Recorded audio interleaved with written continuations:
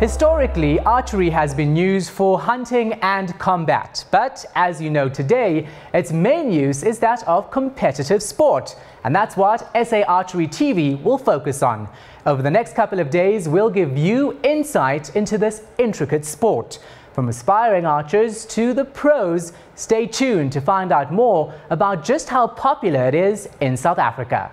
Well, there are many hopefuls at this year's Nationals. Let's start in Durban, where we caught up with Gabriel Badenhorst, who spent the past couple of months training with the aim of coming out tops.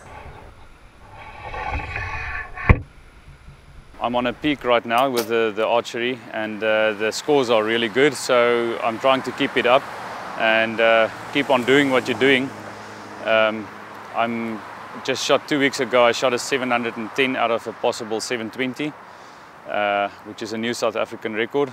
I also shot my first 1406 this weekend, and well, 1 week from now we shoot Nationals, so I'm preparing here in Durban, and I'm privileged to have a bit of a holiday right now, so I can have some time to practice and see what I can do at Nationals. So let's find out more about what it takes to actually become a judge and to be a sportsman here. We're joined by the chairperson of the judges for this event, Charmaine Ho, and Seppi Cilliers, 23 years behind you. Thanks so much. We look forward to actually hearing about what it takes. What do you look out for when you're actually judging? Well, for us, paramount is safety, and then also to have fair play for every single athlete. So we ensure that every athlete that's competing must have equal opportunity and no one getting any advantage over anybody else, and just to make sure that things flow well. Yeah. Now, let's move on to you, Seppi. Tell us, you have several records behind your name. How do you prepare for an event like this? For the national event, you know, it's not something that you can prepare in a week up front before the tournament. It's something that you need to continue working on. The current level in South Africa is extremely high, so it's a continuous process. Archery is a sport where repetition is key. You need to be as consistent as possible. So you want to make sure that your form is impeccable. You do a lot of form training. You need to aim well, so you do aim training, and your fitness level needs to be good. And the best, well, practice for archery is doing archery itself. Mental training is very important as well. We do match plays where we shoot against each other, and if you know that your opponent is at the moment on better form, then you need to prepare yourself mentally to make sure that you know, he doesn't get in your head and take away some of your self-confidence and just perform. So getting to Nationals is, you know, it's months before that you know you're going to be there, and you just need to keep on going, and when you at Nationals, you just hope for the best and hopefully do well. Now, I hope you're mentally prepared. Tell me, who are you going to look out for? Who do you want to beat this year? This year is, I haven't been on my best form this year, and we've got a couple of great archers that came out of a great 2013 season. The national team won silver medal at the World Championships as a team, and at the World Cup event in Poland, they won a silver medal. Did really well, and all those team members are going to be at the Nationals. So Patrick Rood, DP Bierman and Gabriel Badenhorst, they're going to be there, but you know, not taking away any of the capabilities of the other archers. As I said, South Africa's got exceptional archers in my opinion. We've got about 10 people that's always on an international level of scoring. So there's going to be a few guys there. So I think I'm prepared better mentally than what I am at the moment on a fitness level. But I'll make sure I give them a good run for their money. All right. Now, Charmaine, just one question for you before we go. Tell me about the field work involved here. Of course, you don't have a dedicated field for Nationals. What was this year's involvement in terms of actually working to get it right?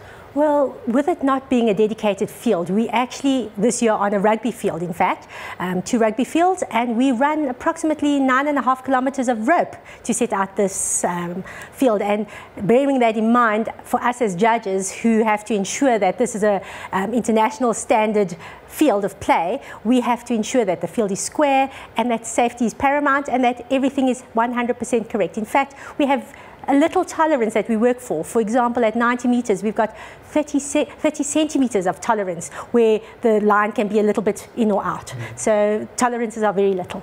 All right, of course, if you want to check out more on this field and just how much work was put into it, you can look at our special focus section on our website for an insert on exactly what went on behind the scenes to get it right. All right, guys, thanks so much for your time. Good luck to both of you, and I hope it's a successful event. Thank you very much. Well, with a competition range meeting international standards, we met with Sean Lawrence and Kim Pitts down in Cape Town to find out what they're hoping for this year. We will be sending up, well, equivalent of 2 teams, of which one will be selected based on ranking in the ranking round. We have a very proud tradition and have won it probably for the last 3 or 4 years in a row. So we're hoping to repeat that with the men's side of things. Unfortunately, this time round, the ladies are a lady short, so we won't be able to send a team up, but we did also win the ladies' medal last year. Hopefully we'll go there and show our northern colleagues a thing or two. If they have a good day, they'll show us. That's part of the game. So let's find out more about para-archery, and we're joined by Sean Anderson, who's the chairperson. Can you tell us, Sean, over the past couple of years, how has it grown?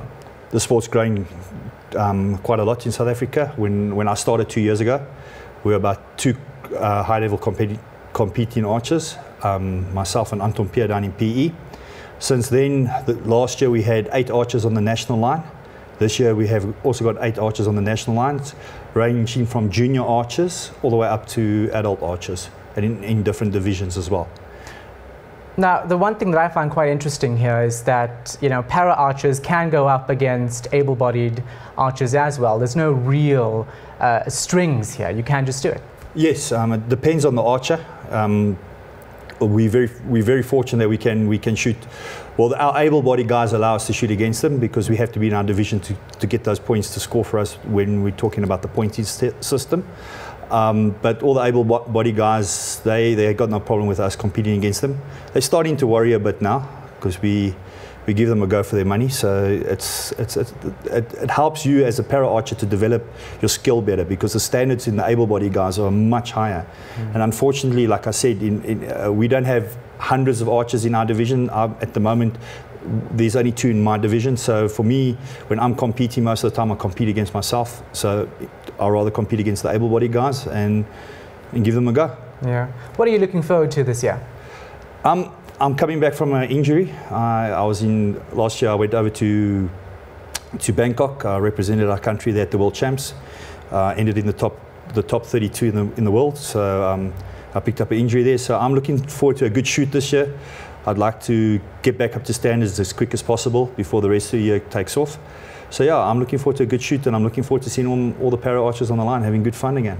Now, what's your words of inspiration to those people who are sitting at home watching and want to get involved? Just get involved. There's no such word as can't in my vocabulary. So if you want to get involved in a good sport, a family sport, archery is it. So what does it take to become a champion? Well, we have 2 people here who will tell us that. We're joined by Roman Heigenhauser, who's a coach, and Christina Berger. Thanks so much. You're the world champion currently. Now, Christina, tell me, what does it take to become a world champion? What effort do you put into this? Well, it's, of course, a lot of practice. And, well, we practice as much as we can. We got an archery shop, and as soon as there's no customer, we are standing on the line ourselves and try to hit the X. Yeah. Now, what are your expectations for this event in South Africa? I usually try not to go into a match with expectations because it always makes it difficult then to do what you wanted to do. But well, I want to enjoy the competition. Back at home we got snow and cold degrees, so I enjoy the sun, enjoy shooting on a nice line. And I see it as a first competition for the new season because the indoor season just stopped and it's going. What do you gain from this in participating? The points that you get, how do you carry that forward? How does it work in that regard? You mean the World Cup rankings? Yeah, it's a World Cup ranking event. That's also very good. So if I shoot not too bad and I don't know, maybe I get some points, and that's always nice to get some world ranking points because Yeah.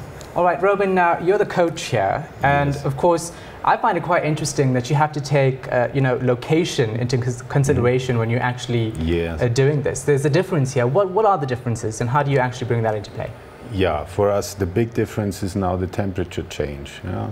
We've been here some weeks before. We are used to the temperature, but for the conditions of this competition, there must be a special site setting again, and our bows must be prepared for this special event.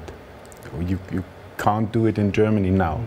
So that's why we are happy we're invited here, because Tina is going to the next World Cup sessions, also countries where it's very hot and sunny, and this will be an advantage if we can have this here. Now, given that you go around the world, what do you make of the standards and levels of archery in South Africa? Oh, the men's compound and the women's compound level is very high in South Africa. So that's why I like Tina to shoot here, because she has opponents which are really capable to beat her. Yeah. That's very good. The recurve level in South Africa compared to the rest of the world is still a bit lower than standard, I would say, but they are taking efforts to change that now. All right, thanks very much for your time, guys, and good luck out there, both of you. I know that you're also participating, so you're a coach and you're participating. Yeah. Well, good luck to you. Thank you very much. Thank you.